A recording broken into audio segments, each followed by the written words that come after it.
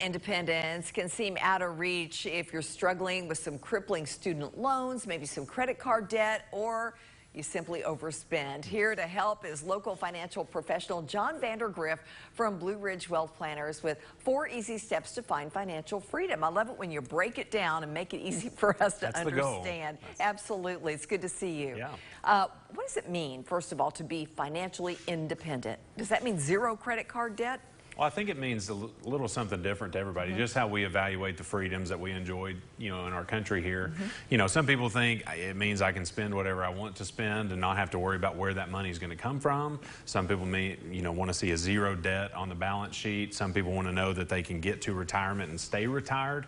So it does mean something different to all of us, but I think that ultimately boils down to how do we balance the short-term goals that we have and then the long-term goals, because that's going to relate to maybe how likely that financial independence is and maybe how long it lasts. That's one of the steps. Yeah. Take us through step 2. Yep. So we do want to set goals, and I think that that's something that's very hard to do, especially when you're busy living your life. You're doing all the things that it takes to raise kids, go out and make sure everybody's fed, goes to bed on time. So we do want to take some time out to do that, especially in times where things are a little bit worrisome, just to make sure that we stay on the right track.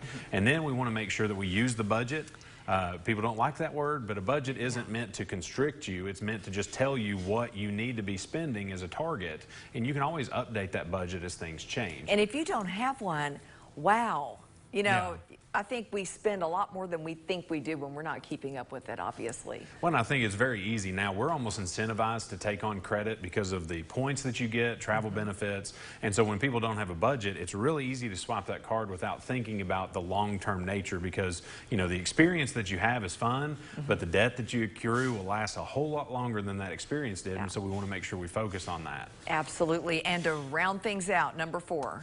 Well, so ultimately, we want to make sure that we are consulting people that are going to help us do that and prioritize the savings that we have in the future, because, again, it is really easy to get so caught up in the things that are happening now that we forget tomorrow. And ultimately, when things are expensive, some people are worried about inflation, thinking, I don't know if I'm going to be able to have this trip. I want to spend it now.